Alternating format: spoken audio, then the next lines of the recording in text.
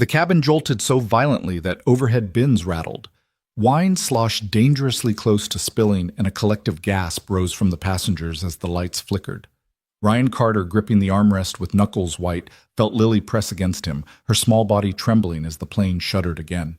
He glanced at the seatbelt sign, now blinking in frantic orange, and then at the flight attendant struggling to steady the service card in the aisle. Every instinct in him screamed brace, but he steadied his daughter instead, offering a whispered promise that everything would be all right. In that heartbeat, he realized this was no ordinary turbulence, and he wasn't an ordinary passenger. If you've ever wondered how far a parent will go for their child, hit subscribe and drop a comment below. Share where you're watching from, and let us know what you do in row 17B when everything goes wrong. Now buckle up for part 1. Ryan Carter settled into seat 17B with a weary sigh. Lily curled against his side, her sketchbook balanced on her lap. She drew tiny airplanes mid-flight, breathing life into each whimsical doodle. Her pencil strokes both a comfort and a reminder of why they were on this red-eye. A cheaper fare meant she could see the specialist in Greensboro first thing tomorrow morning.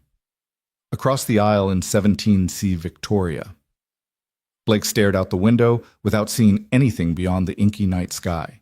She'd booked her ticket under a pseudonym to avoid the buzz of corporate fallout after her company's drone navigation scandal, but fate had other ideas.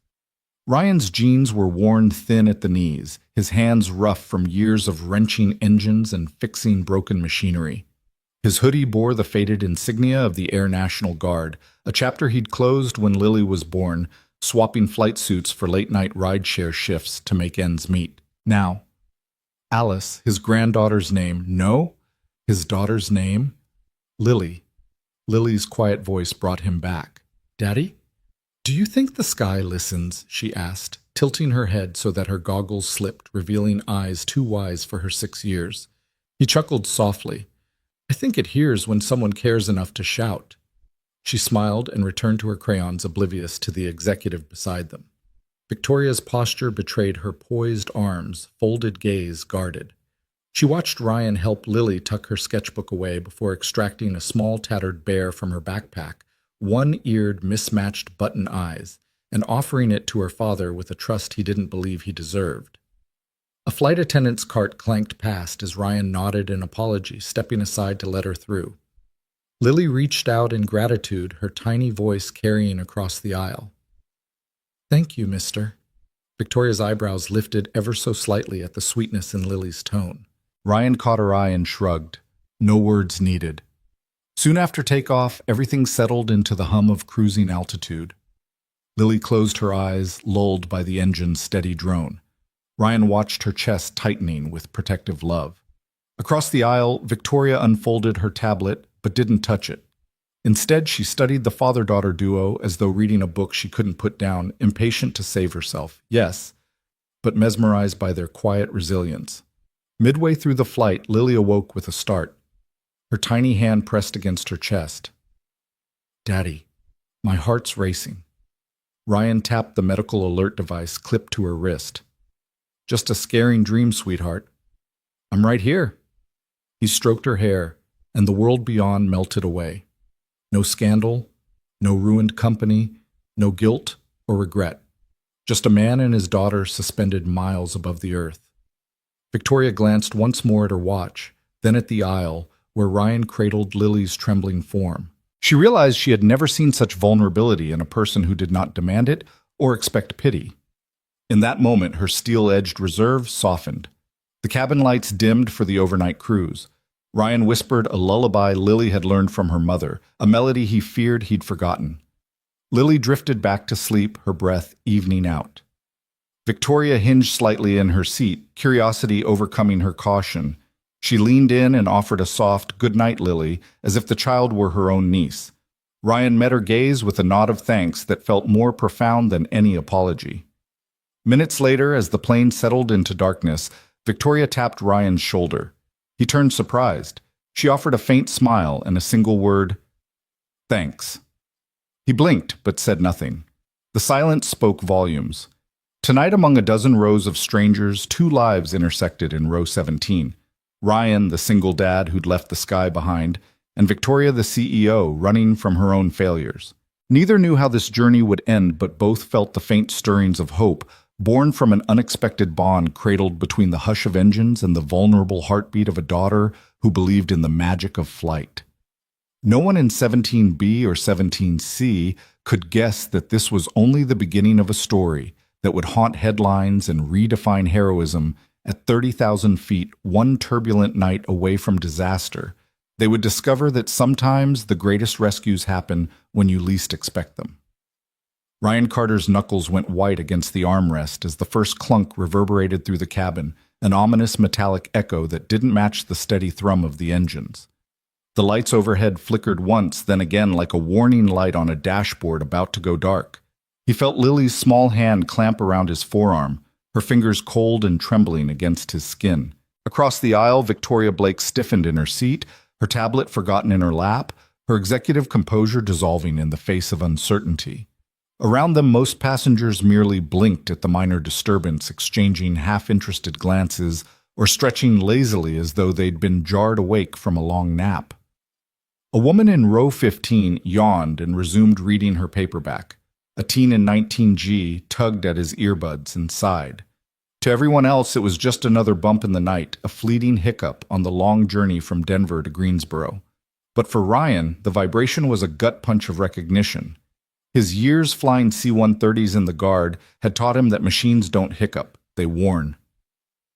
He glanced down at Lily, nestled against him beneath the flickering light, her eyes wide and frightened in the half-dark.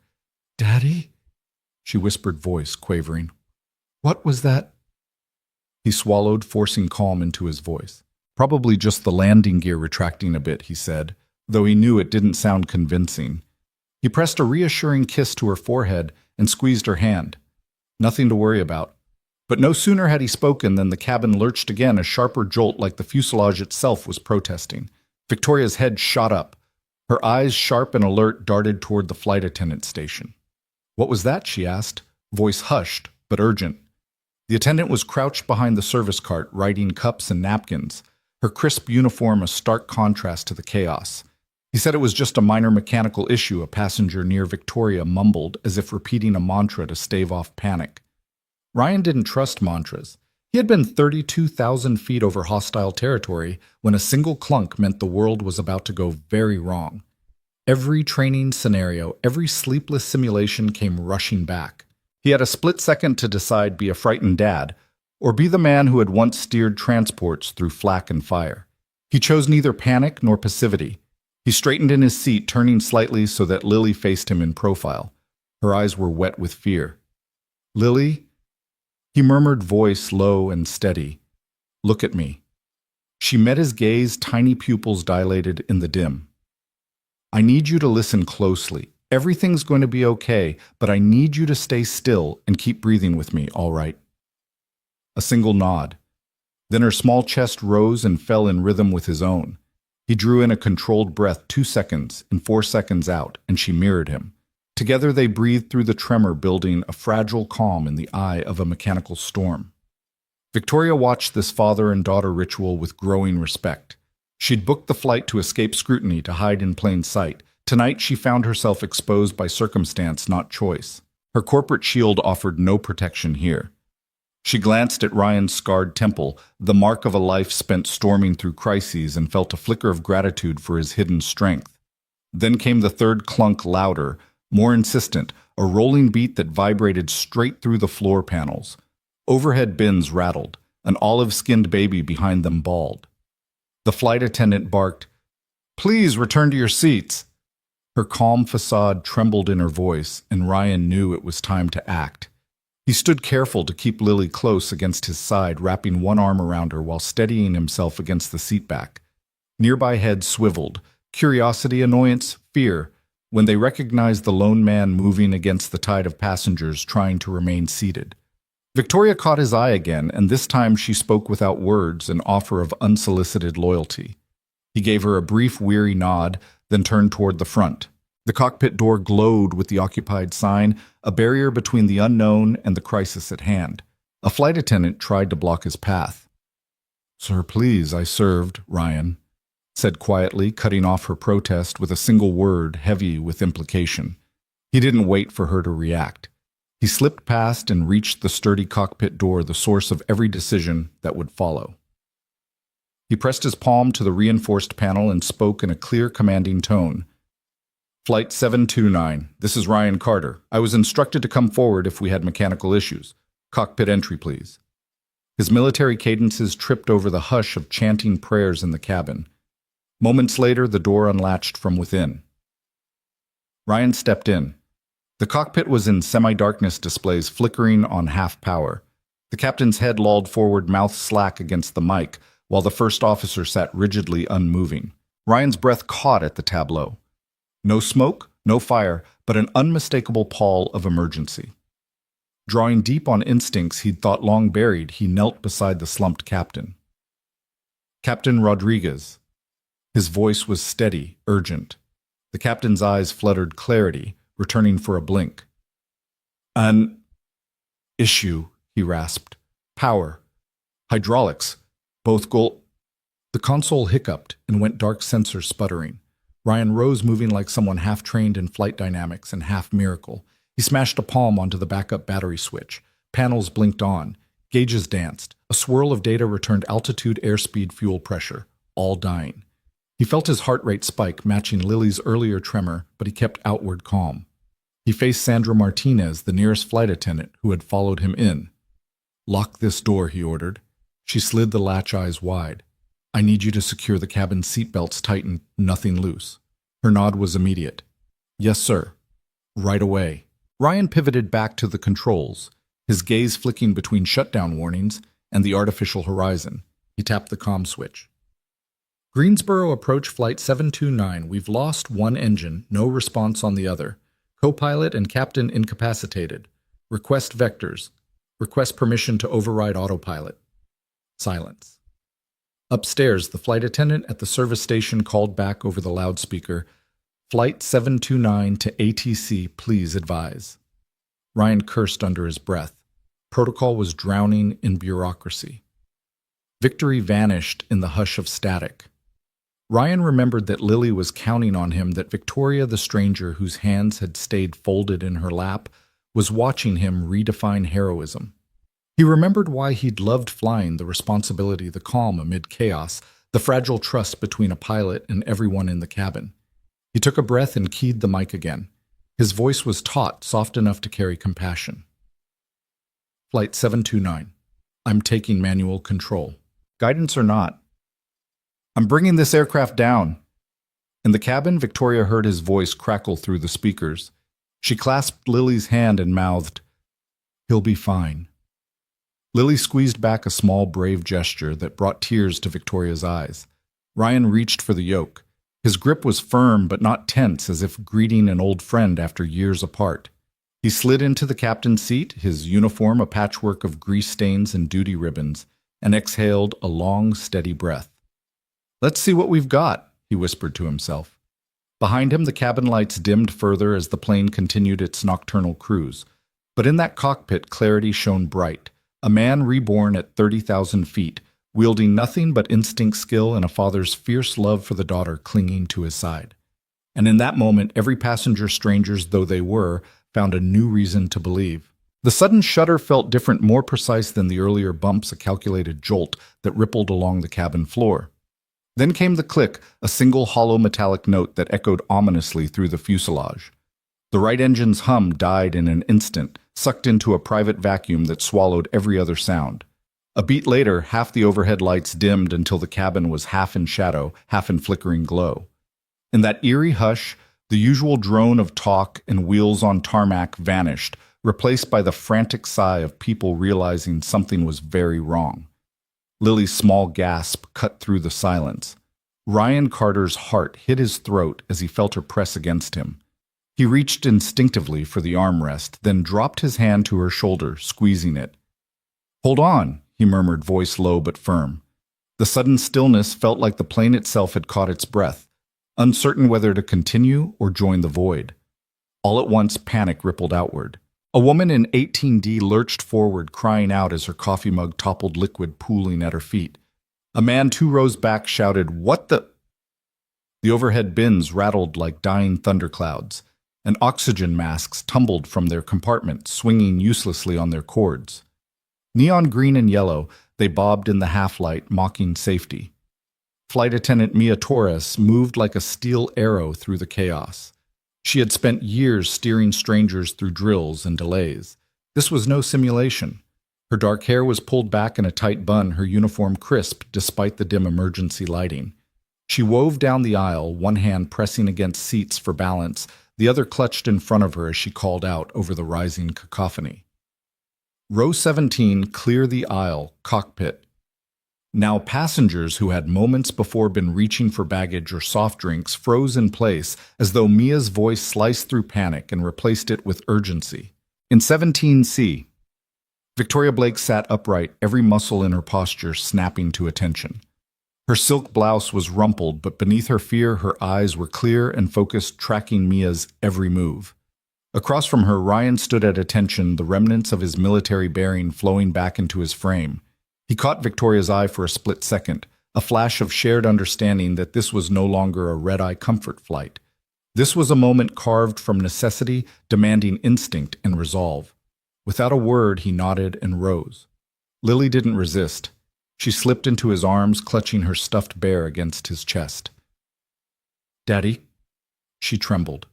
He planted a kiss on the top of her head.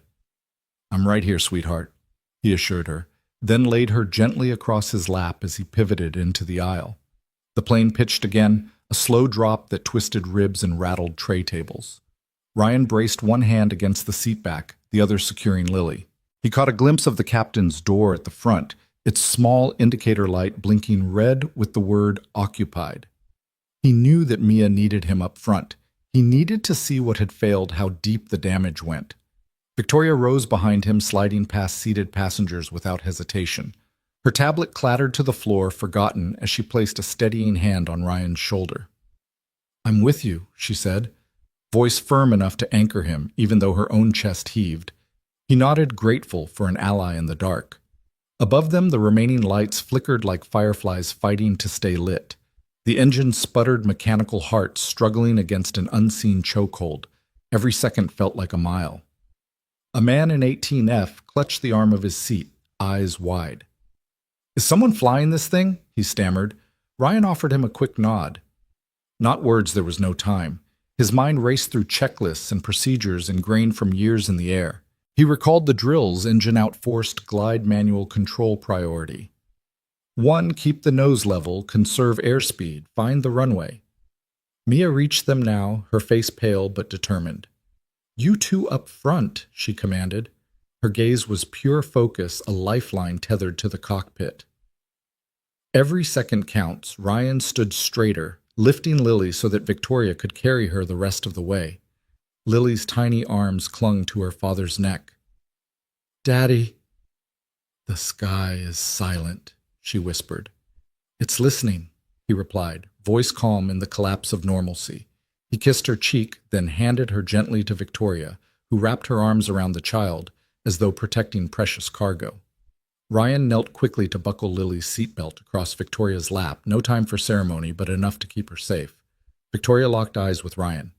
"Go," she urged. "I'll get her settled." He nodded in gratitude, then rose to stride down the aisle, each step a promise of action over despair. Passengers parted like curtains. Glances of fear mingled with hope as Ryan passed. A teenage boy offered him a hesitant thumbs up. An elderly woman murmured a prayer. He acknowledged them with a brief inclination of his head, solidarity in crisis. As he reached the cockpit door, Mia pressed a stabilizing hand on his shoulder. "Godspeed," she whispered. He met her gaze. "See you on the other side," he said. She ducked back into the cabin just as he pressed his palm to the door's keypad. The latch clicked and he stepped into the quiet storm of the cockpit. The small chamber glowed with emergency lighting instruments strobing warnings across the panels. The captain sat slumped at the control's oxygen mask dangling. The first officer was slumped, eyes closed, unresponsive. Ryan's training kicked in, check, cockpit secure. He straightened the captain's seat, locked the yoke in place, then reached for the throttle quadrant. Only one lever responded, dead stick descent engaged. The autopilot panel blinked off. He paused, taking in the sight of gauges flickering between 0 and red. No thrust. Hydraulic pressure low. Cabin altitude climbing. His heart pounded. Somewhere behind him, the hum of panicked voices in the cabin rose and fell like distant waves. He switched to the radio. Greensboro approach flight 729.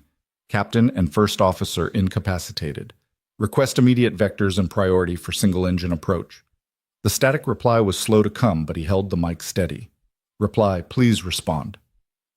A crackling voice finally broke through Flight 729. We read you. Confirm only one engine. You are cleared for... The message cut off as radio turbulence overwhelmed the line. Ryan's jaw set. He toggled frequencies, finding a direct military band.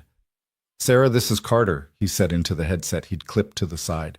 He hadn't expected to use his old call sign, let alone this channel. Seconds stretched. Then a familiar voice, calm and urgent. Carter, you read? We're patching you through. You have my VFR vectors and clearance. Execute dead stick approach. Runway 22. We stand by.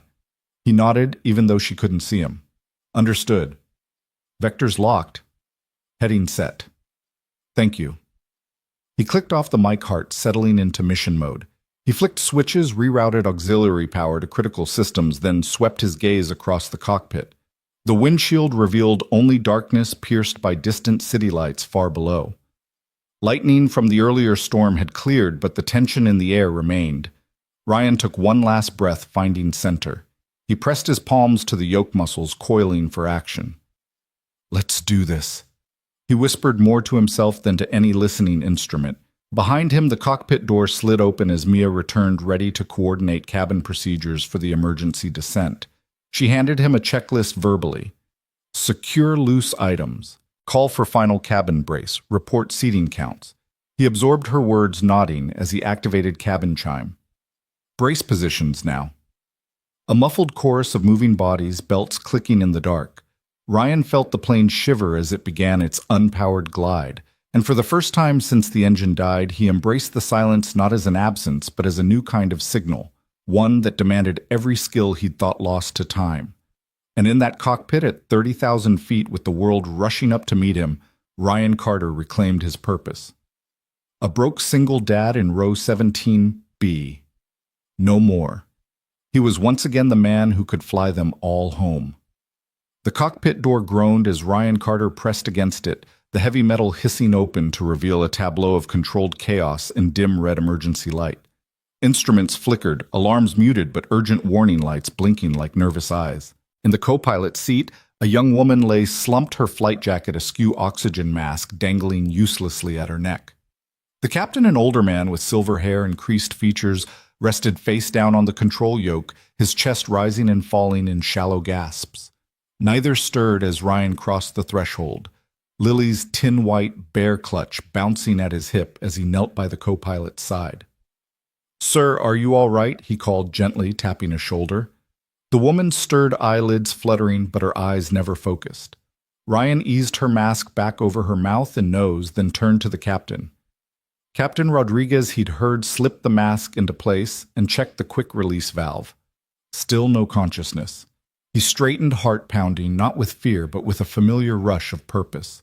A voice behind him broke the low hum of emergency sirens in the cabin. Ryan Sandra Martinez, the lead flight attendant, crouched at the open door, her uniform sharp, despite the flashing lights. Dark curls escaped her bun, and her brown eyes bore the fire of someone who'd seen trouble, but never like this. "What's happening?" she asked, breathless. He rose into the glow, pulling off his hoodie and revealing the olive-green shirt beneath. The broad patches across his chest were a telltale hint, an Air National Guard insignia faded, but still recognizable. "I need you to help me secure them," he said, voice steady. "They're alive, but we've got minutes before cabin pressure goes critical." Sandra's gaze flicked between Ryan and the two unconscious pilots. She swallowed hard, taking a shaky step forward. I can get the medical kit. Do you want the first aid pack?" "Yes," Ryan replied, his tone shifting to command a tone he'd used countless times on dusty desert airstrips. "And lock that door behind you. No one else enters until I give the all clear." Nodding. Sandra sprang into motion, closing the cockpit door behind her with a soft click and racing to the aft panel to retrieve the crash kit. Ryan moved to the co-pilot seat first, testing for a pulse. It was faint, but there. He opened the overhead light, illuminating medical clamps and oxygen cylinders. With practiced efficiency, he checked the co-pilot's airway, administered a quick flow of oxygen, and massaged a prosthetic stimulator. The co-pilot coughed tight-lipped, then groaned as consciousness seeped back. "Stay with me," Ryan urged gently. The co-pilot's eyes blinked open, confusion swimming before clarity. Sandra knelt beside them, handing over gauze and mask.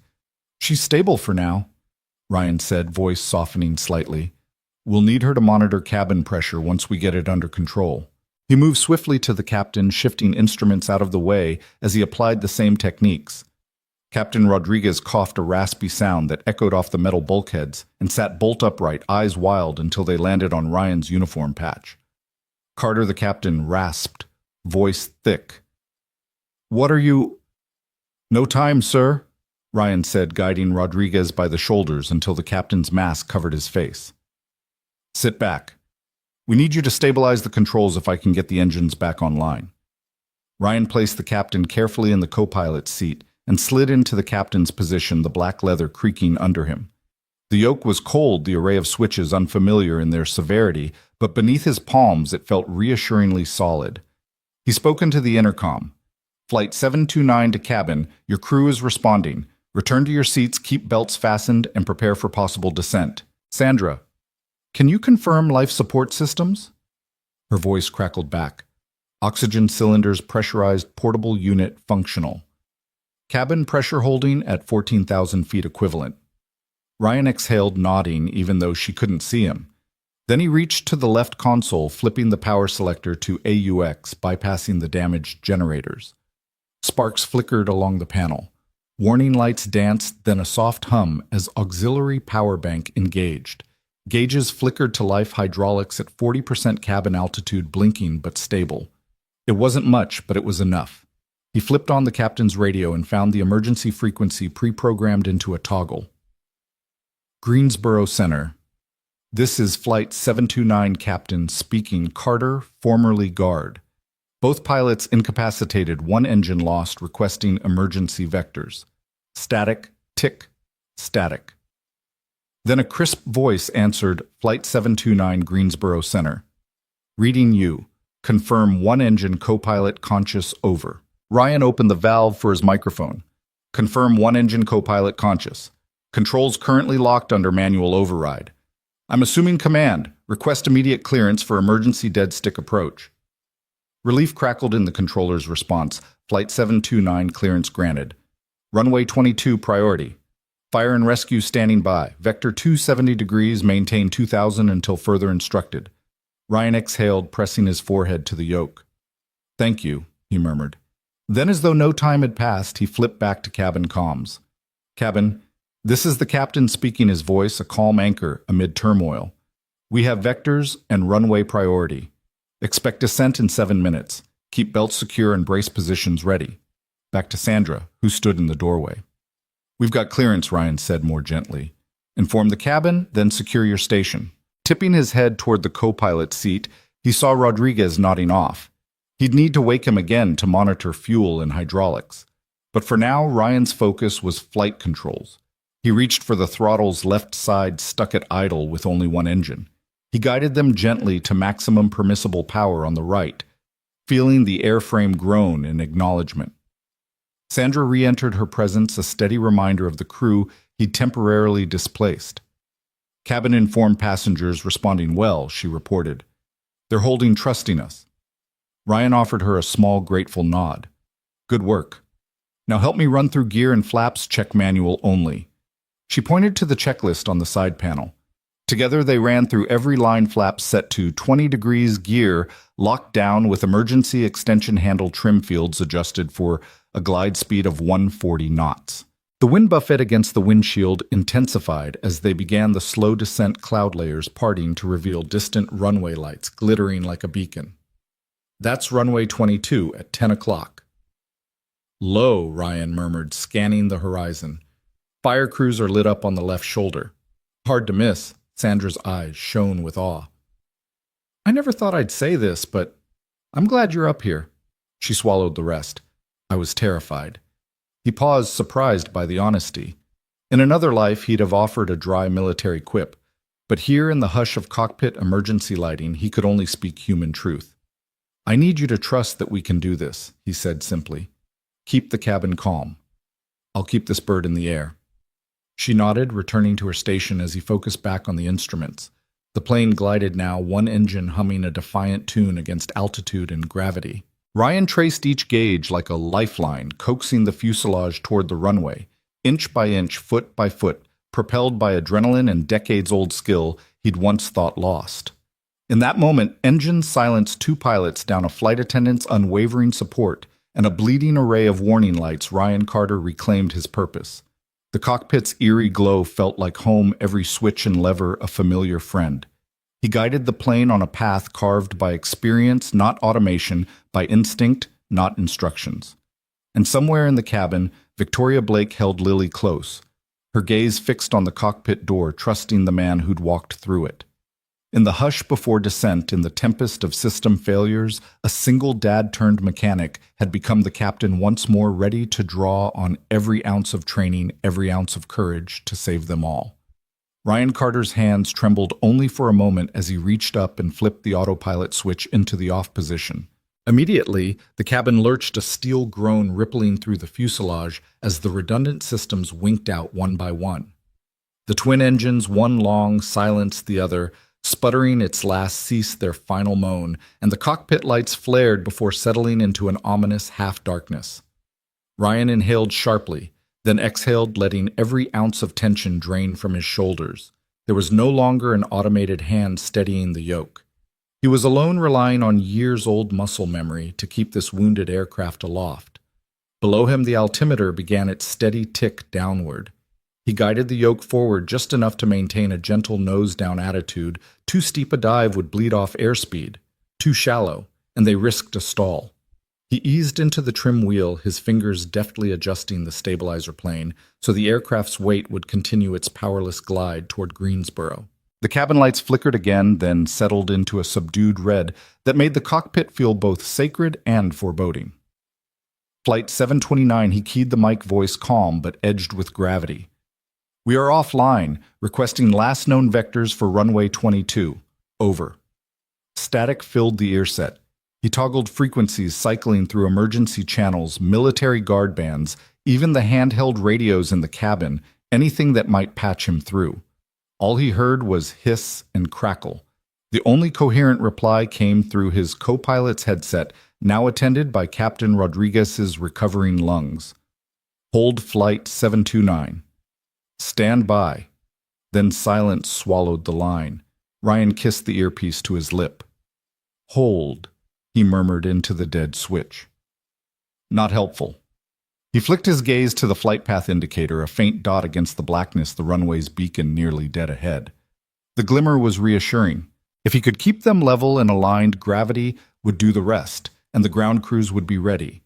Every passenger's life, every family waiting on the ground now hinged on his ability to balance feathered controls against an unforgiving descent. He glanced at the fuel gauges. Empty.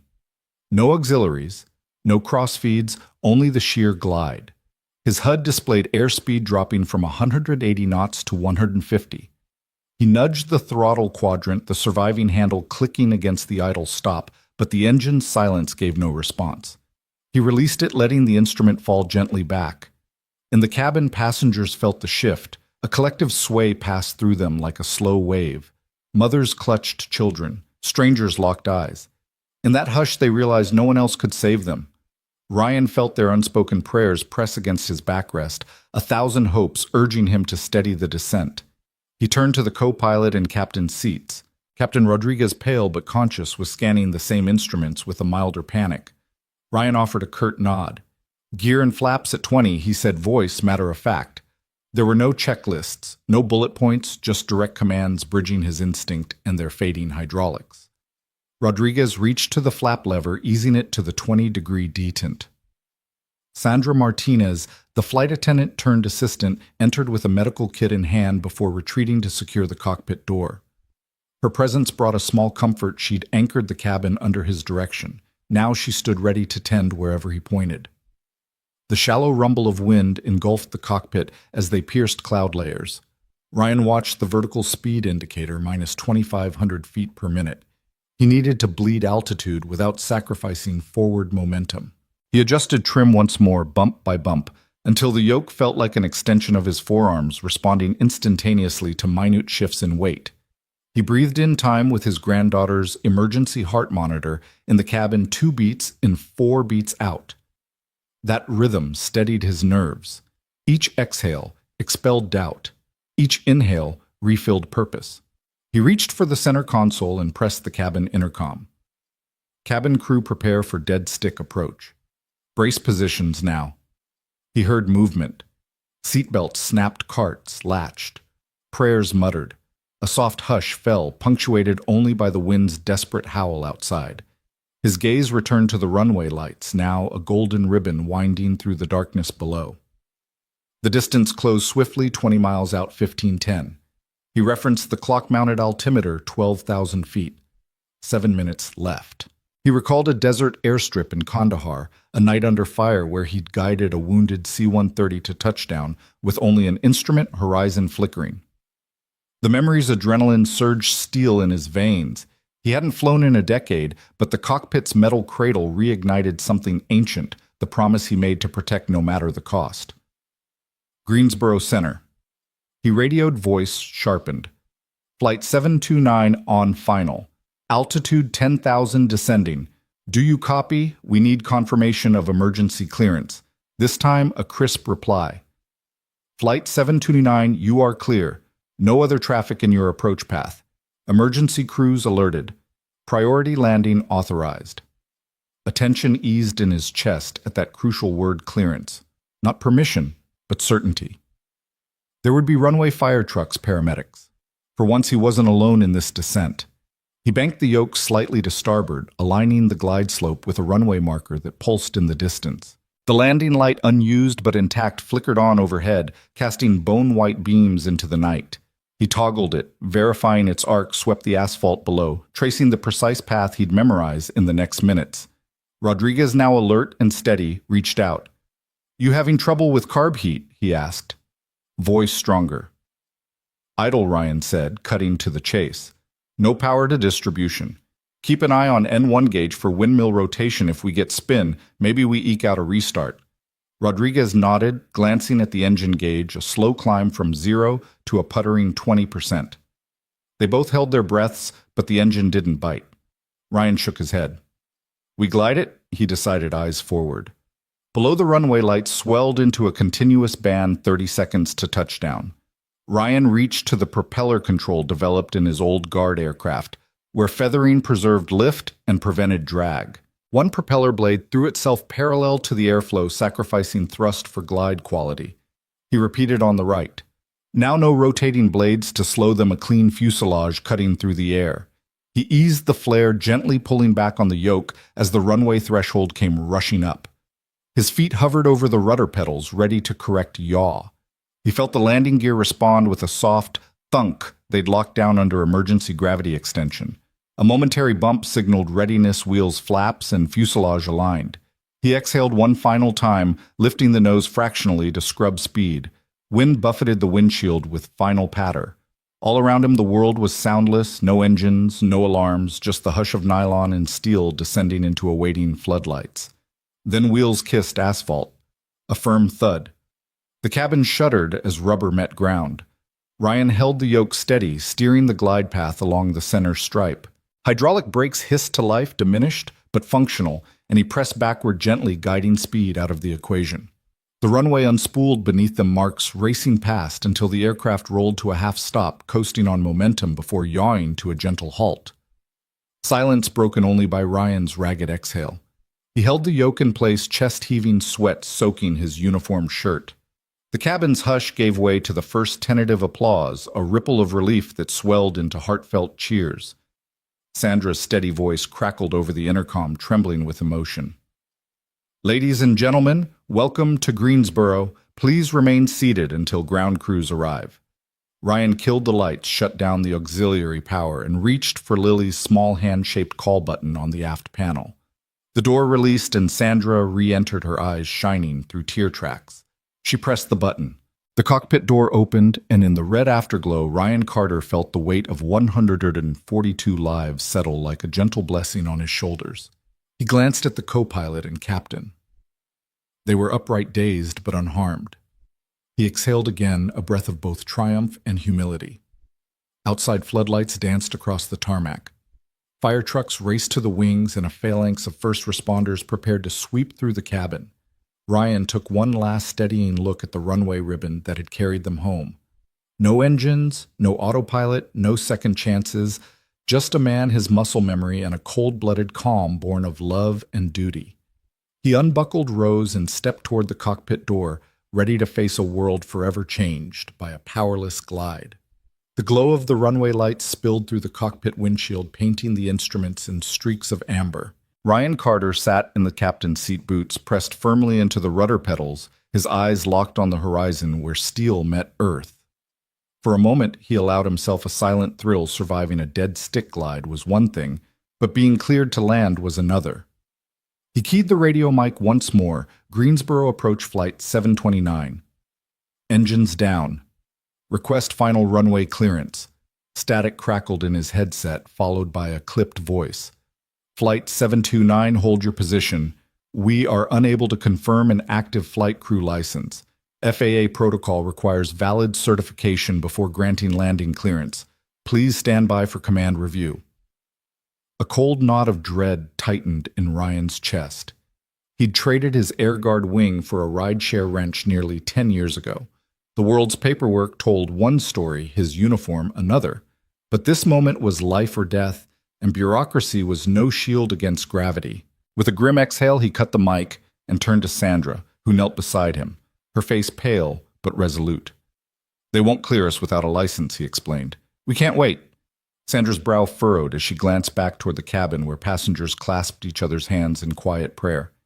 Ryan's granddaughter Lily sat under Victoria's careful arm, her wide eyes reflecting the dim red light. We need to do something, Sandra said. We can't just sit here. Ryan nodded, glancing at the cabin door. He had one ally left, the anonymous businesswoman seated in 17C, whose own scandal had brought her to this plane in hiding. Caught in the middle of this crisis, Victoria Blake had remained calm, adjusting Lily's seatbelt, comforting other frightened children, and now she would need to leverage every ounce of her influence. He freed himself from the yoke and unbuckled. Victoria, he called over his shoulder. I need you up here. Seconds later, Victoria slipped into the cockpit, clutching Lily's sketchbook to her chest. Her tailored blazer, you saw a moment ago now, hung open, and her silk blouse bore the faintest shimmer of perspiration. She looked at Ryan, then at the radio panel. What's the holdup? She demanded quietly. He rewound the exchange. They say I don't have an active license on file. FAA protocol won't let me land a plane without it. Victoria's gaze sharpened. She opened her bag, pulled out her phone, and whispered an instruction. Ryan recognized the authority in her tone. This was no casual request. He returned to the yoke and adjusted the throttle, keeping the aircraft gliding on its precarious path while she made the call. Victoria tapped rapidly, her voice calm but urgent. Colonel Hayes, she said into the phone. This is Victoria Blake Greenstone Medical. We just had an emergency landing with Flight 729, and the pilot, Ryan Carter, is verified by your unit. We need confirmation stat. She paused, listening, then straightened. Understood. Thank you, Colonel. She handed Ryan her phone. She's on the line, she said. He brought the handset to his ear and heard the crisp drawl of Colonel Sarah Hayes' voice firm. Carter, salute. You're cleared to execute the emergency approach. I've authorized it through the 139th. Greensboro Tower will comply immediately. Ryan closed his eyes and leaned back, letting relief wash through him like warm rain. Thank you, ma'am, he said, voice reverent. I won't let you down. Bring them home, Colonel Hayes replied. Then the line clicked dead. Ryan pressed the radio mic again. Greensboro approach. This is Flight 729. Colonel Sarah Hayes, 139th Airlift Wing, confirms my credentials. We are cleared to land runway 22, requesting immediate priority. There was a beat. Then the controller's voice came back crisp and efficient. Flight 729, you are cleared. All other traffic is holding. Policy exception granted. Proceed to landing. The words felt like a lifeline unspooling across the void. Ryan exhaled loudly, straightened his shoulders, and keyed the cabin intercom. Cabin crew. This is Captain Carter. We have clearance to land. Brace positions in 30 seconds. Thank you for your patience. He turned to the co-pilot's seat where Captain Rodriguez had recovered enough to grasp his arm. Sir, stand by for final flare. The captain nodded, eyes bright with gratitude. Back in first class, Victoria closed her eyes for the first time since takeoff. She let the tension drain, then opened them with renewed resolve. She felt Lily's tiny hand slip into hers and squeeze gently. We're almost there, she whispered. Ryan guided the glide path more precisely now, banking slightly to align with the runway's edge lights. The plane's metal frame creaked with the strain, but held together just as they would, he assured himself. As the runway lights blazed beneath them, he prepared for the final sequence flare touchdown brakes. The runway was a promise in the dark, but the moments leading to it were lived in stark clarity. Here we go, he murmured, pulling gently back on the yoke. The nose rose fractionally, the airframe kissed by the wind as the wheels met the tarmac. A firm thud, the entire fuselage jolting through to the cabin floor. Ryan held the yoke steady, guiding the plane down the centerline, the runway unspooling like a golden thread. Brake handles engaged. Spoilers burst open, shearing off lift. The plane decelerated, the deafening roar of tires on the runway, replaced by a soft hiss of hydraulic systems re-engaging. When the aircraft rolled to a complete stop, Ryan killed the auxiliary power and sat in the sudden hush sweat glistening on his brow. He pressed a hand to his chest where his heart thudded a triumphant rhythm. Over the intercom, Sandra's voice came trembling but triumphant. Ladies and gentlemen, welcome to Greensboro. Please remain seated while ground crews board. Ryan exhaled, the weight of every second lifting from his shoulders. He unbuckled and stood hands spread on the yoke as though saying goodbye to an old friend. Beside him, Captain Rodriguez placed a hand on his shoulder. Thank you, the captain said, voice thick. I owe you my life. Ryan shook his head. We all did our part. He turned to the cabin door and cracked it open. Outside, floodlights raced toward the plane, fire trucks and ambulances forming an arch of red and blue. He glanced at Victoria in the first row, their eyes locking in a moment of wordless understanding. Then he walked back into the cabin where every passenger was already on their feet, faces alight with awe and gratitude. He reached Lily's seat where Victoria knelt beside her. All done, sweetheart, he said softly. Lily's blue goggles reflected tears of joy as she threw herself into his arms. Ryan lifted her into a hug, and the cabin erupted into spontaneous applause and ovation, not for a hero in uniform, but for a man who reclaimed the sky when it mattered most. As Ryan stepped down the aisle, Sandra appeared at his side. Not a bad day's work, she said, smiling through tears. He tipped his head. Couldn't have done it without you. At the rear of the plane, Victoria caught up to him, still holding Lily. She pressed a hand to his forearm. Thank you, she whispered, her corporate veneer gone, replaced by genuine warmth. For everything. He shook his head and crouched to Lily's level. Come on, Bug. Let's go home. And so they did, one licensed pilot, one corporate executive, and one brave little girl stepping off a powerless plane onto solid ground bound by an unspoken promise that in the thousands of feet between earth and sky, the human spirit can still write its own clearance to land.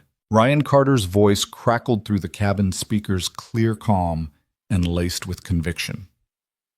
Ladies and gentlemen, this is Captain Carter.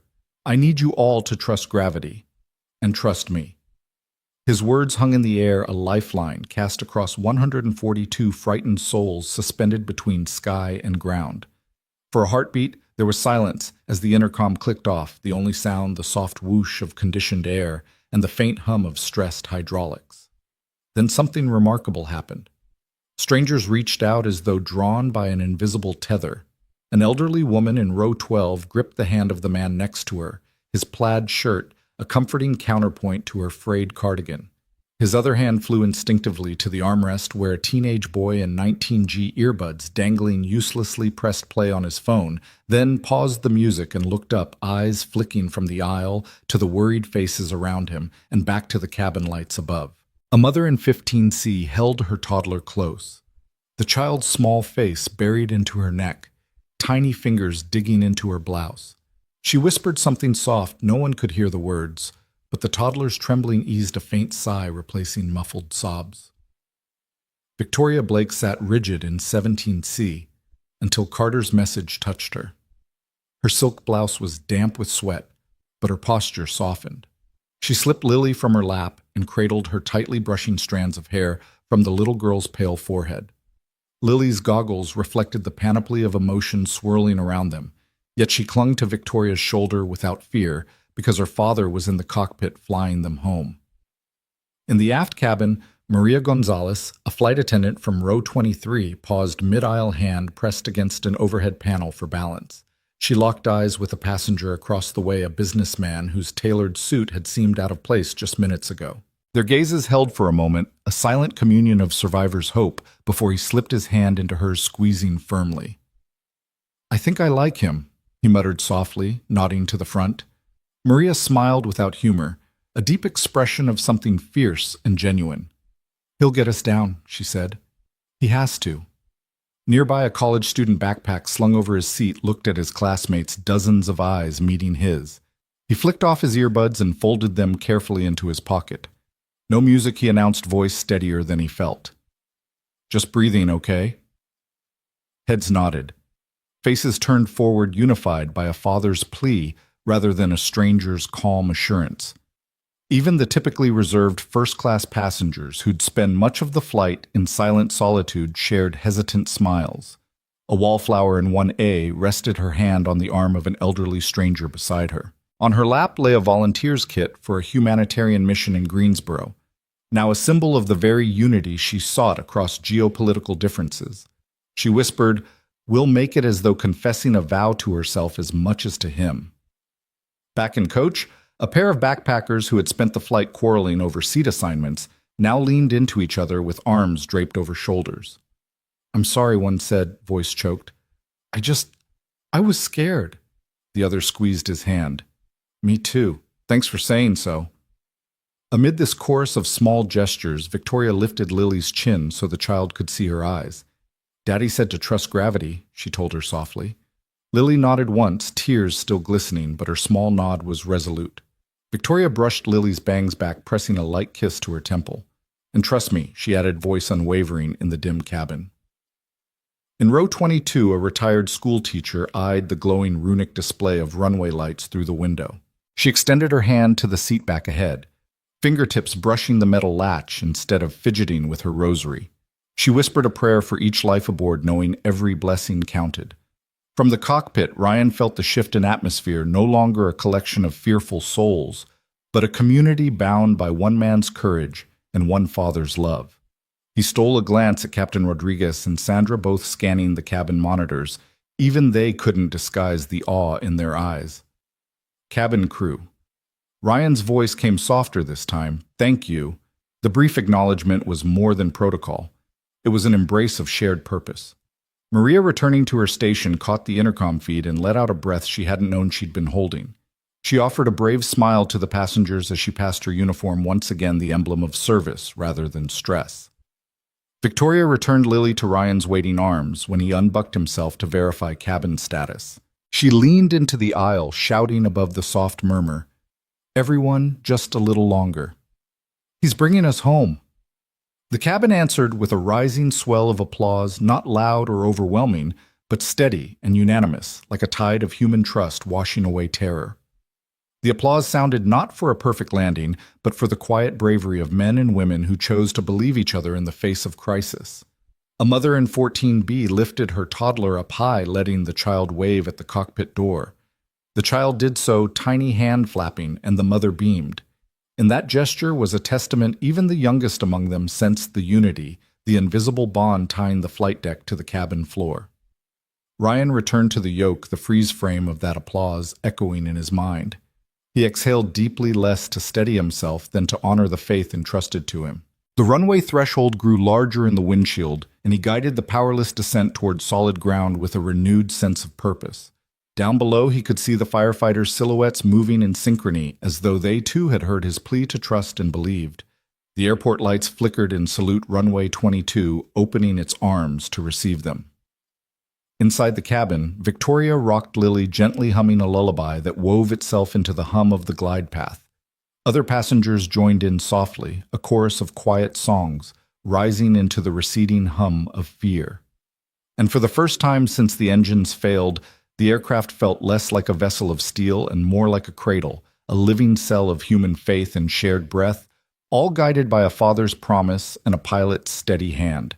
As the runway neared, the cabin's collective heartbeat synced with Ryan's, an unspoken pact that their trust in him would carry them home. In that cabin of faith, unity replaced fear, and a powerless plane became a testament to what happens when strangers choose to believe together. The runway lights glimmered ahead like a promise carved into the darkness, their long, even spacing a lifeline guiding Flight 729's powerless glide.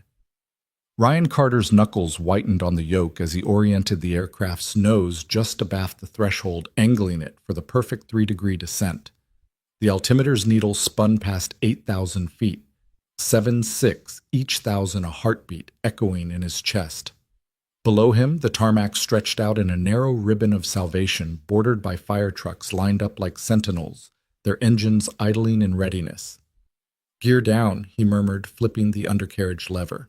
A soft metallic thunk resonated through the cabin as the landing gear dropped into place, 3 sets of wheels extending to receive them. Strut indicators flickered green locked. He glanced at the flap handle, gently easing it from 20 to 30 degrees, the trailing edges of the wings bending in a silent ballet. Flaps 30, he confirmed, eyes sweeping to the trim wheel where a single-notch adjustment centered the controls. There was no time for hesitation.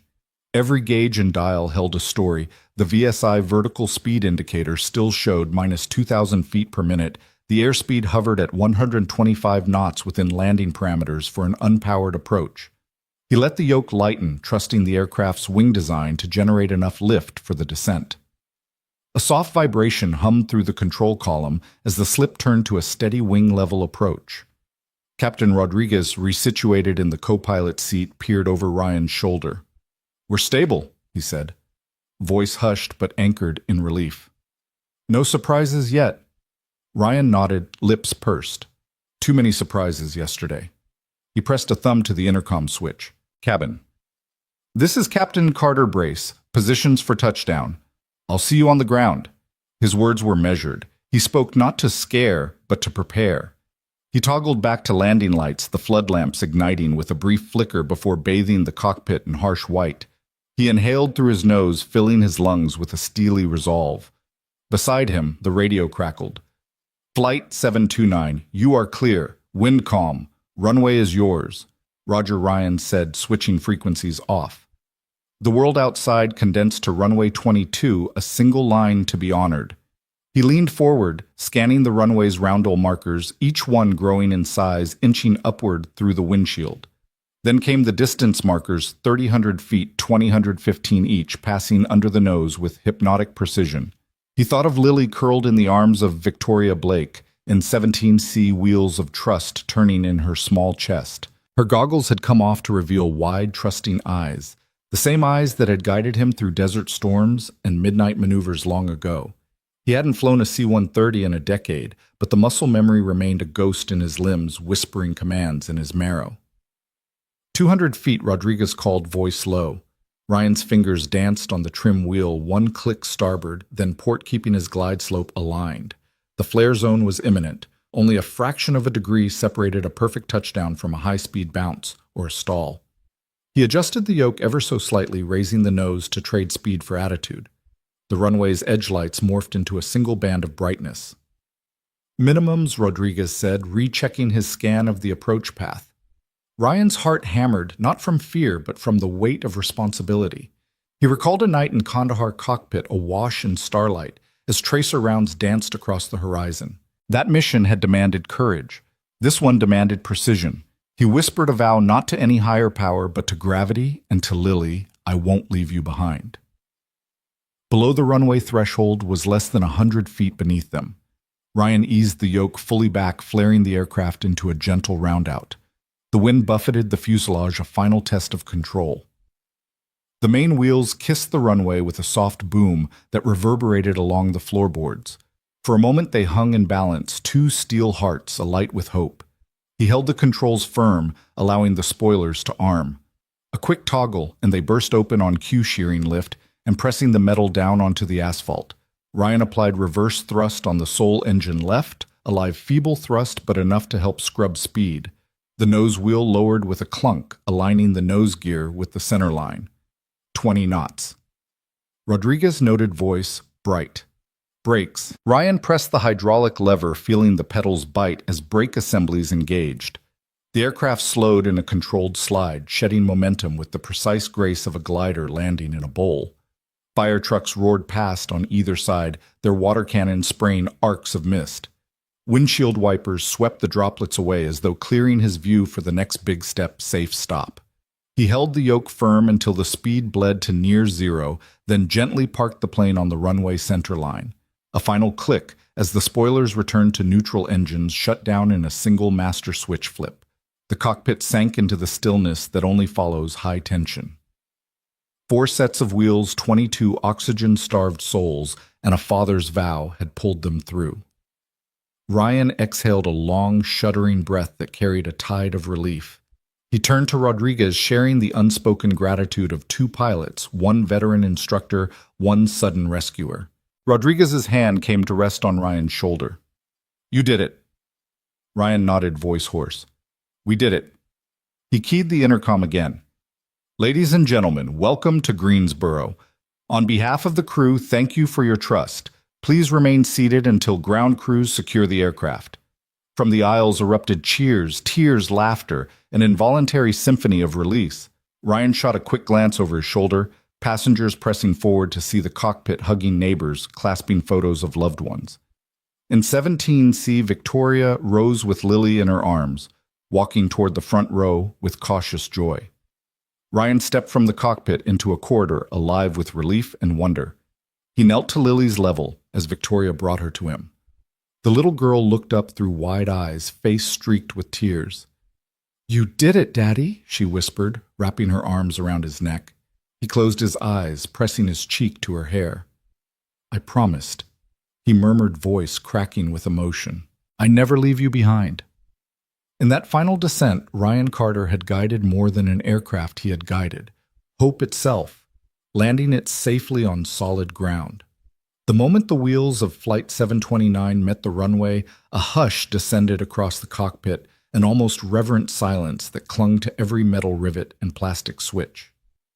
Then came the thud, a deep and grounding echo as rubber kissed asphalt, sending a gentle shudder through the airframe. Ryan Carter held the yoke firm, his knuckles white against the molded grips as the spoilers hissed open with purpose, peeling off lift like a soft exhale of tension. No bounce, no abrupt veer, only the satisfying tug of heavy steel settling finally onto solid earth. The runway lights streamed past the windows in blurred ribbons of gold and red until the plane slowed to a crawl, the tire tread leaving a fleeting imprint on the black ribbon below. He coaxed the brake levers forward, feeling the gentle resistance as hydraulic pressure gripped the disc brakes, bleeding off speed with a deliberate grace. For an instant, the world outside the cockpit narrowed to a single moment of perfect execution and impossible survival. His heart pounded, each beat reverberating in his temples, but his hands remained steady, guiding the aircraft down the center line until the ground speed dropped below a crawl. He killed the auxiliary power switch, plunging the cockpit back into a dim calm, interrupted only by the faint glow of standby instrument lights. Then the intercom came alive with a wave of sound that washed through the cabin, spontaneous cheers, claps, sobs of relief, laughter ringing like bells. Flight attendants who had once moved through the aisles with trembling hands now leaned into the seats, their faces alight with awe. Passengers unbuckled in a flurry of motion, hugging strangers, wiping tears, pressing phones to capture the final seconds of an extraordinary descent. Ryan allowed himself a tight smile before exhaling a breath so deep it seemed to carry the weight of every mile flown and every life entrusted to him. He closed his eyes, letting tears mingle with laughter behind their lids. The gargantuan tension that had coiled through him from the moment the engines died dissolved in that exhalation, an emotional release that felt like both catharsis and confession. "Thank you," he murmured into the microphone, voice cracking with raw gratitude. "Welcome to Greensboro. Sandra Martinez, who had stood by his side through every crisis, watched him with an expression of fiercely proud disbelief. She pressed a hand to his shoulder, a simple gesture that spoke volumes. "You did it." He turned, nodding to Captain Rodriguez and the recovering co-pilot, whose hands trembled as they extended toward the controls long enough to kill the remaining systems. Above them, the cockpit door opened as Victoria Blake stepped forward, Lily still cradled in her arms. The little girl's eyes, wide with wonder, locked onto her father's face. "Daddy," Lily squealed, her small fingers brushing against his chest as Ryan dropped to one knee to meet her. He swept her into a hug so tight he felt her pulse against his uniform. The cabin's roar dimmed around them, fading into a backdrop of staccato applause and joyful cries. Victoria stood beside them, tears glistening on her cheeks. She reached out, brushing Ryan's hair from his forehead before tucking a strand behind her ear. "You did it," she whispered, voice thick with emotion. "You saved us all." Ryan pressed a kiss to Lily's crown, his voice trembling. "I promised I wouldn't leave you behind," he said, his gaze lifting to meet Victoria's. "And I never will." Behind them, a line of firefighters and paramedics formed along the cabin door, clipboards in hand and flashlights dancing over the fuselage as they prepared to escort every passenger to safety. But for a moment, no one moved. The cabin remained a tableau of stunned gratitude, as if no one dared break the spell of survival they had just lived through. A passenger in row 21. A businessman who had frowned at Ryan's hoodie and grease-stained uniform just hours earlier stood unsteadily, removing his tie and throwing it over his shoulder as a makeshift banner. "That was the most incredible thing I've ever seen," he told the flight attendant as he passed, voice still trembling. "I want to thank him." Maria Gonzalez. The young flight attendant who had anchored the cabin with her calm efficiency nodded and pointed toward the cockpit stairs. "Go on," she said gently. "He's here." One by one, passengers surged forward, pressing gifts into Ryan's hands. A child's toy plane, a small bouquet of wildflowers, hastily written notes of gratitude. For Lily, a grandmother in 14B said, pressing a small locket into his palm, "Keep this close."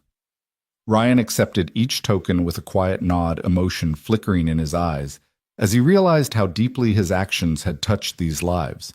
He placed each gift on the instrument panel, an altar of gratitude blooming amidst the flickering gauges. Lily handed him a crumpled drawing she had made during the descent.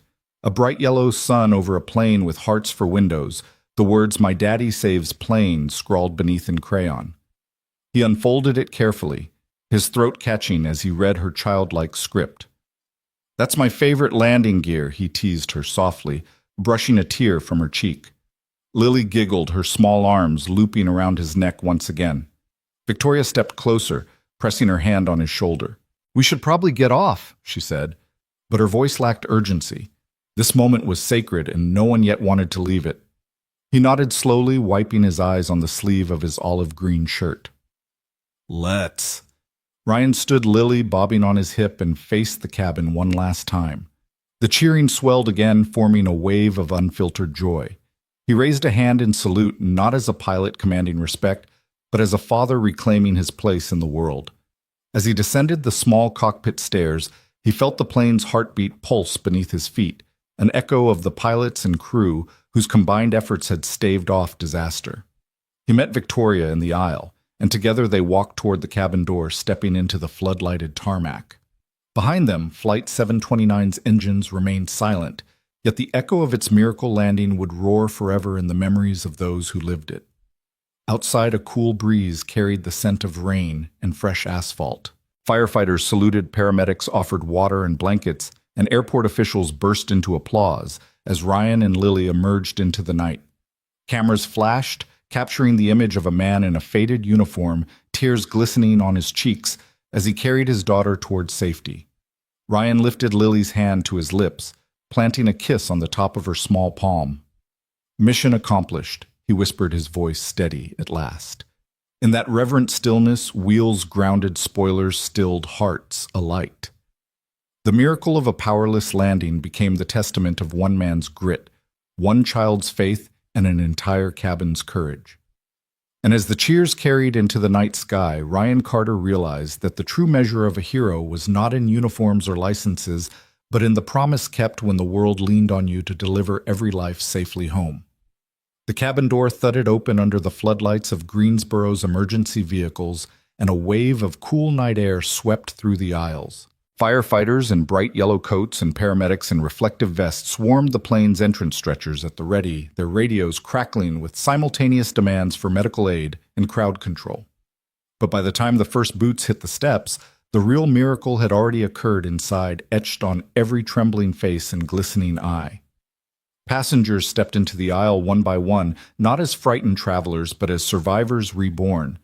A young mother helped her toddler down the steps, the child's small hand clenched around hers as the mother's voice shook with gratitude. "Thank you, thank you." An elderly man in a worn tweed jacket leaned on his cane, tears streaming down his cheeks as he whispered into the darkness. I never doubted him for a second. A teenager once lost in music clutched his phone with both hands, silent, now his gaze lifting skyward in awe rather than listening to earbuds. Ryan Carter stood at the bottom of the stairwell. Lily clutched to his chest, her tiny legs wrapped around his waist. His uniform olive green shirt, engine grease smudged at the elbows, was speckled with sweat and tears, but he looked no less majestic for it. Each passenger who passed paused for a moment at the threshold, offering a broken nod or a wordless thank you before collecting themselves and moving on. In that brief exchange, Ryan recognized something he hadn't felt in years, genuine, unguarded respect. Among the throng, Victoria Blake emerged from the cabin, her designer suit replaced by a simple cashmere sweater she'd grabbed in haste. She held Lily's sketchbook, a keepsake of crayon hearts and smiling airplanes, close to her chest. Reporters and camera crews clustered near the ramp, their lenses drilling into the night, hungry for the next sensational headline. But Victoria stepped deliberately to the front, planting herself between the cameras and Ryan like a shield. A reporter thrust a microphone at Ryan's shoulder. "Captain Carter, can you describe what happened back there? The FAA wants an official statement." Victoria's voice rang out, cutting through the clamor. "No statements," she declared firmly. "This man regains his privacy and his peace of mind. If you want to tell stories, write about the bravery of every passenger who trusted him." The cameras flickered, momentarily silenced by the force of her conviction. Ryan's chest tightened at her defense. He saw in her eyes a fierce protectiveness, a woman who would no longer allow her daughter's hero, nor the pilot she had come to care for, to be commodified. He offered Victoria a grateful nod, then bent to brush a kiss across Lily's warm forehead. The child's eyes shone with unspent wonder as she whimpered, "Did we land safely?" "Daddy?" Lily's voice carried to the paramedics waiting below. One of them stepped forward, concern etched across her face. "Little girl, do you need medical attention?" she asked gently, reaching a hand toward Lily's forehead to check for fever. Victoria straightened her posture, unwavering. "We're fine," she said softly. "Just a bit shaken, but we're okay." The paramedic nodded and stepped back into formation, realizing this family's strength was evident in Lily's calm trust. Behind Ryan, Captain Rodriguez and the first officer watched as passengers disembarked, offering a silent salute to the man whose grit had carried them safely to ground. Rodriguez approached Ryan, respect plain in his eyes. "I've flown dangerous missions," he said quietly, "but nothing demands more precision than a dead stick approach." Ryan shrugged, humility mingling with exhaustion. "This time it wasn't about precision," he said, voice low. "It was about the promise I made to Lily." He turned, brushing Lily's curls from her forehead as she tucked her chin into his neck. "And I always keep my promises." At the bottom of the ramp, reporters shouted questions. Cameras zoomed in on the glossy sheen of sweat on his brow, and scribbles of notepads begged for headlines. But Victoria stood like a statue, arm outstretched, a red ink "no comment" scrawled across her eyes. The first reporter, a young man chasing clicks, sputtered out into the night, while the rest hesitated, sensing that this moment was not theirs to seize. A firefighter offered Ryan his hand to descend the final steps. "Glad you're all right, Captain," he said in the quiet aftermath. "We've seen a lot of landings. This one was special." Ryan accepted the hand and stepped onto the tarmac, feeling the cool asphalt beneath his boots. He closed his eyes for a fraction of a second, drawing in the night air as though it were a baptism, the smell of engine exhaust, wet pavement, and freedom. One by one, passengers made their way down the ramp. Some embraced by loved ones waiting beyond the barricade, others leaning on strangers for support. Each connection, the handshake, the tearful hug, the whispered thank you became a testament to what had happened in the air, a cabin transformed by faith, unity, and a man's unwavering determination. At the base of the stairs, Lily slid from Ryan's arms and toddled toward the waiting crowd. Small hands were outstretched, policemen offering candy, flight attendants offering tissues, reporters holding phones, but Lily paused only for Victoria's arms diving back into her lap. Victoria rocked her gently, murmuring, "You were so brave, baby." Lily looked up at her father. "Can we go home now?" she asked, voice both weary and triumphant. Ryan laughed softly, brushing a finger across her nose. "Home," he promised. "We'll go home." A hush fell across the tarmac as Ryan turned to face the assembled passengers and crews. He raised a hand not in military salute, but in simple acknowledgement. The hush shifted into a hum of applause, growing until it echoed off the hangar doors and filled the night air. For a heartbeat, there were no reporters, no cameras, just people lifting their voices in gratitude. Victoria stepped to Ryan's side, placing a gentle hand on his back. "You brought them home alive," she said. "That makes you more than a pilot. You're an unexpected hero." Ryan's gaze lingered on the rescue crews, the firefighters, the paramedics, even the ground handlers standing by. The real miracle, he said quietly, happened inside that cabin, when strangers clasped hands and trusted each other. He looked down at Lily, whose small head rested against Victoria's shoulder, and then back at Victoria, whose eyes glistened in the floodlight's glare. In that glowing tableau, Ryan saw the sum of every act of kindness that had carried them through the night. The father's sacrifice, the CEO's shield, the grandfather's steady prayer, the mother's gentle lullaby. A nearby policeman stepped forward, offering Ryan his badge, in deferent tribute, a simple gesture that spoke volumes. Ryan shook his head, refusing the token. "Keep it," he said. "It belongs to every one of us who shared this flight." As the crowd parted, rescue vehicles pulled away and the hangar doors creaked into motion. Ryan, Carter, Lily, and Victoria moved toward the waiting cars. The night sky above them shivered with possibility, as though acknowledging that the bonds forged at 30,000 feet would endure long after the engines roared back to life. Lily tugged at Ryan's pant leg. "Daddy?" she asked in a small voice. "Can we have pancakes tomorrow?" He smiled, ruffling her curls. "Pancakes it is." Victoria slipped an arm through his. "And maybe next time," she said, "we'll ride first class." Ryan laughed, a deep, unguarded sound that carried through the now empty tarmac like a benediction. "Only if you promise to keep me out of the headlines." Victoria grinned. "I promise." Together they climbed into the waiting SUV, an unremarkable vehicle compared to the extraordinary flight they'd survived.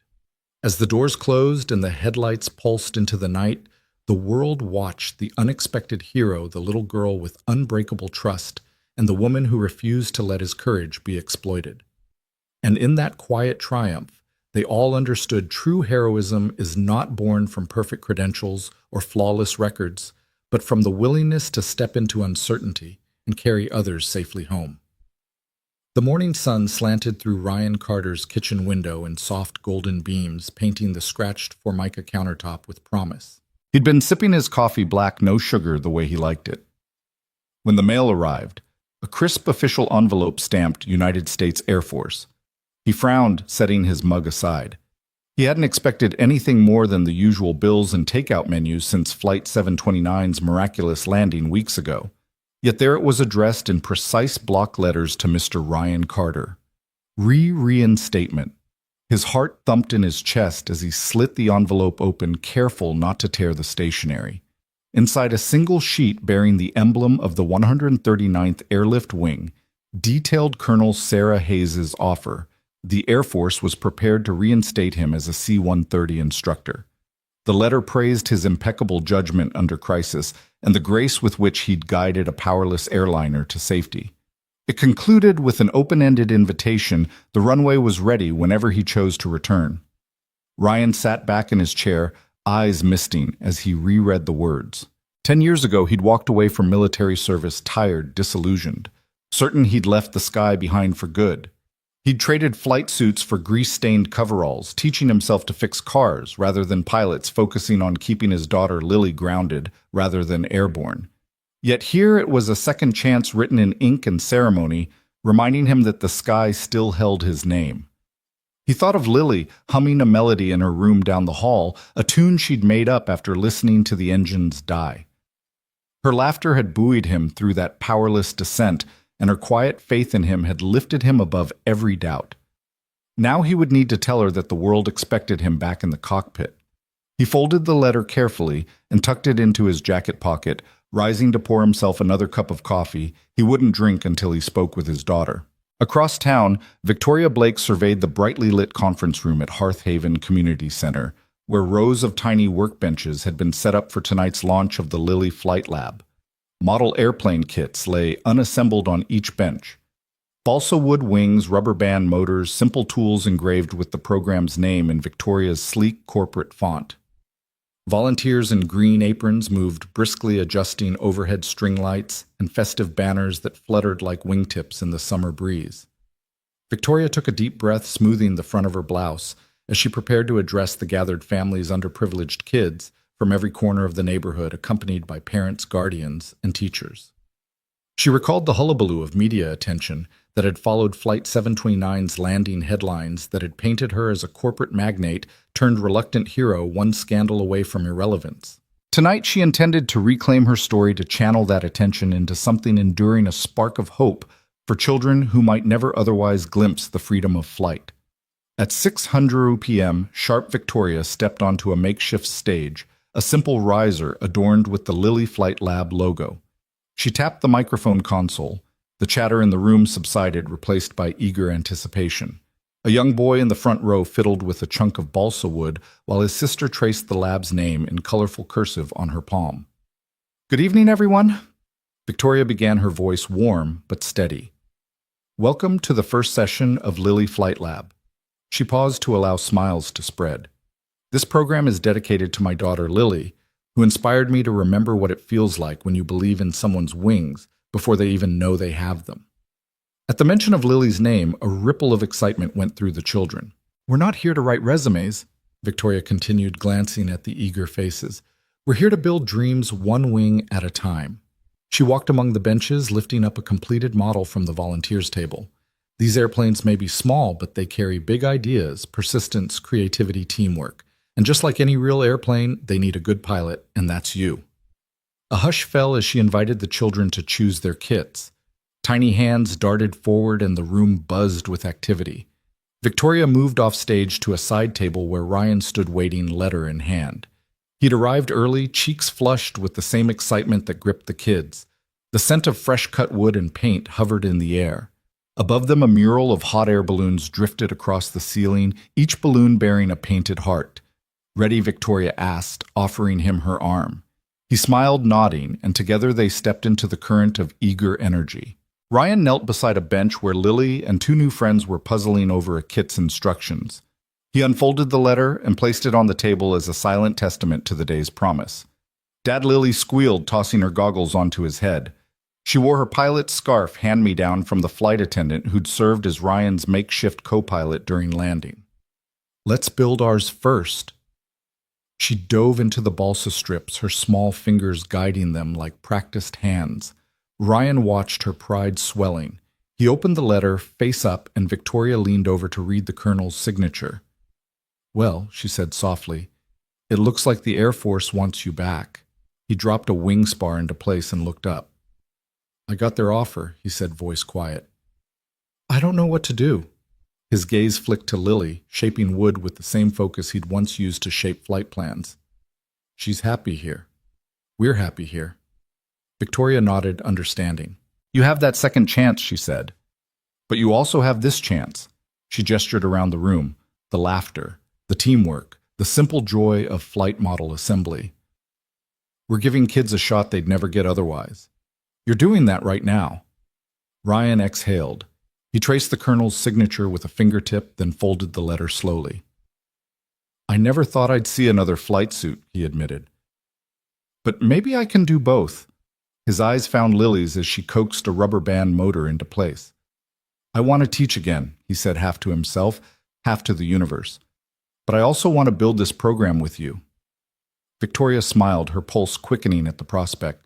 We can make that happen, she promised. You'll be our chief flight instructor here, too. Imagine after-school sessions led by the man who saved Flight 729. She winked, and a few parents overheard exchanging glances of eager approval. Lily looked up at the two of them, crayon hearts gleaming in her notebook beside the letter. Can I learn to fly real planes, Daddy? She asked, hope shining in her eyes. Ryan reached for her hand, brushing his thumb over hers. In time, Bug. In time. Over the next hour, families teamed up to craft tiny fuselages and wings, guided by Ryan's steady encouragement and Victoria's organizational flair.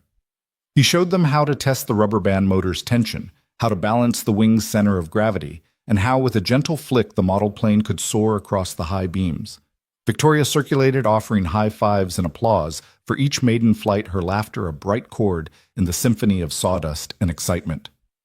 As the session wound down, Ryan and Victoria stood back to back amid a constellation of completed airplanes perched along the windowsill. Each model was a story, a child's first attempt at aerodynamics, a parent's patient guidance, a volunteer's steady hand. Together they had built more than planes, they had built a community. Victoria rested her hand on Ryan's shoulder. Second chances, she said softly. Sometimes they come in a letter. Sometimes they come in the hands of children. Ryan nodded, his gaze lingering on the planes glinting in the late afternoon light. I never believed I'd get to do both again, he said. Flying and teaching. And now, you've built a runway for me right here. They smiled side by side in that bustling, hopeful room, knowing that their partnership, born of crisis at 30,000 feet, had transformed into a promise on the ground. A promise that every child could learn to build wings and every pilot could find a home where second chances were always ready for takeoff. The spring air held a gentle warmth tinged with the promise of fresh beginnings as a gathering formed beneath the broad canopy of a newly built hangar-shaped pavilion at Hearthhaven's back lawn. A banner stretched between two poles, its bronze letters glinting in the morning sun, Lily Flight Lab. Beneath it, a polished bronze plaque had just been unveiled, its inscription radiating quiet gravitas, built on courage. Powered by connection. Ryan Carter stood to the left, crisp in his return-to-service flight suit, edges of insignia, freshly pressed sleeves adorned not just with rank, but with the quiet confidence of a man who had rediscovered his purpose. To his right, Victoria Blake wore a tailored blazer in soft spring green, her smile reflecting both the grace of leadership reclaimed and the warmth of a heart healed by shared mission. For over a year, what had begun as a small workshop with 6 model kits had blossomed into a full-fledged engineering and flight education center serving hundreds of underprivileged children each month. The pavilion behind them rang with laughter and the hum of conversations as volunteers in matching smocks guided tiny hands in constructing paper and balsa airplanes, calibrating rubber band motors, and testing gliders beneath the wide eaves. Everywhere the spirit of Flight 729's miracle landing fluttered in the air, carried on the wings of possibility. As the last drape fell from the plaque, Victoria reached forward, brushing a hand across its gleam. Every letter in this plaque, she said, voice rich with emotion, is a testament to what can happen when faith meets courage and when a community chooses to lift each other skyward. She stepped back, allowing Ryan to speak. He inhaled deeply, glancing down at Lily, now nearly 7, perched on a podium step beside him. Lily wore her flight goggles pushed up into her curls, her wide eyes scanning the smiling faces of children, parents, and neighbors gathered to celebrate. In her hand, she held a paper glider bright white with her name written in bold letters, and she stood ready to release it into the warm breeze. Ryan's voice rang out over the quiet murmur. When I first sat in that disabled cockpit, he began cupping his hand around the microphone. I was a man who thought he'd left his past behind, an ex-Air Guard instructor turned mechanic, certain that Earth was the only home I'd ever know. But one flight changed everything. A powerless glide brought me to the realization that some missions don't end at touchdown, they begin there. A collective murmur of agreement rippled through the crowd. Ryan smiled at Lily, who beamed back, her small fists clenched with excitement. This lab, he continued, is our shared runway, a place where every child can learn to build wings and discover that courage is the engine that carries us beyond our fears. He paused, his gaze drifting to Victoria. And none of this would exist without a partner who refused to let headlines define her, he said. Victoria, thank you for believing that a community spirit could soar if only we gave it the chance. Victoria's eyes misted. She placed a hand over her heart before addressing the crowd once more. We launched Lily Flight Lab with humble hopes, not knowing if it would last a month or a decade, she said. But you parents, volunteers, neighbors showed up week after week, not just to assemble model planes, but to build faith in each other. Today we celebrate not a ribbon cutting, but a door opening to every dream this community holds. At her cue, a row of uniformed volunteers stepped forward, each holding a freshly built paper glider decorated by local children. The glider's designs ranged from bright stripes to hand-drawn stars and hearts, a kaleidoscope of youthful imagination. Lily climbed to the platform's highest step, holding her own plane aloft, and with a collective cheer from the crowd, she released it into the air. The first glider caught a gentle thermal current drifting lazily under the pavilion's eaves before skimming beyond the audience, a white silhouette against the blue sky. Then another glider soared, a vibrant orange craft engineered by an 8-year-old who beamed as she watched her creation catch the wind. One by one, dozens of planes lifted in unison their glides, weaving through the air like a flock of colorful birds embarking on an impossible journey. Lily laughed, clapping her hands in delight as her father swept her into his arms. Ryan turned with her, sweeping his other arm around Victoria so that the three stood like the living embodiment of the plaque's promise. In that luminous moment, the pavilion felt less like a building and more like a vessel of shared aspiration buoyed by every dream that had taken flight within its walls. As the applause softened into delighted chatter, Ryan guided Lily down the steps. A group of aspiring young engineers pressed close, notebooks in hand. Captain Carter, one girl called, "How do you make sure the wings don't break?" Ryan knelt beside her, brushing a stray curl from her forehead. "Balance," he explained gently. "Distribute the weight evenly and make sure your rubber band motor isn't too tight. Then trust the glide."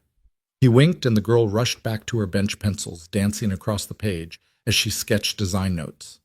Nearby, Victoria greeted parents whose children had found new hopes here, an 11-year-old with learning differences now proud to show off a meticulously built glider. A teen who had never imagined a college scholarship now chatting excitedly about aerodynamics. A single mother who'd come merely to volunteer and had discovered a renewed sense of purpose. Victoria found herself beside Marisol, a volunteer teacher. "Look at what's happening," Marisol whispered, gesturing at the swirling gliders. "It's like they're not just flying through air, they're flying through doubt, fear, everything that held them down." Victoria nodded, tears pooling in her eyes. "And they'll carry that with them," she replied, "long after the planes land." As the sun dipped lower, painting the horizon in brushstrokes of rose and gold, Ryan and Victoria walked to the pavilion's edge. Behind them, the center's new community garden thrived with spring blooms, another testament to growth born of compassion. Children chased gliders in the grass, their laughter echoing against the evening sky. Ryan tilted his head toward Victoria. "You think he's ready?" he asked, indicating Lily, who now hopped alongside her friends.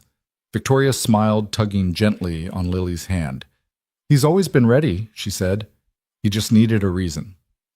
He glanced at the plaque one last time, built on courage, powered by connection. He exhaled, a quiet laugh escaping. "We did that," he said, voice thick with emotion. Victoria leaned her head on his shoulder. "No," she countered. "They did. Every child, every volunteer, every parent. We just opened the door." They stood together, two figures bound by extraordinary circumstances, watching the next generation of flyers claim the sky as their own. Beyond the pavilion, a single plane cruised overhead, an ordinary commuter flight engines humming, unaware of the lives it contrasted with. Yet for Ryan and Victoria, that distant roar was less a sound of routine travel and more a reminder of every heartbeat that had carried them here. When Lily ran back, brandishing yet another glider adorned with rainbow stripes, Ryan ruffled her hair. "You did it, kiddo," he said. Lily laughed, tossing the plane skyward. "We did it, Daddy." Victoria joined them, arms linking as the glider arced high into the twilight. In its graceful flight, they all saw their reflection, a community lifted on wings of courage and connection, bound for horizons they'd only just begun to explore. And in that moment, beneath the warm glow of the setting sun and the ever-watchful eyes of the bronze plaque, Ryan Carter and Victoria Blake knew they had not only landed a plane and saved a cabin, but had charted a new course for every spirit yet to soar. The future was theirs to build one wing at a time.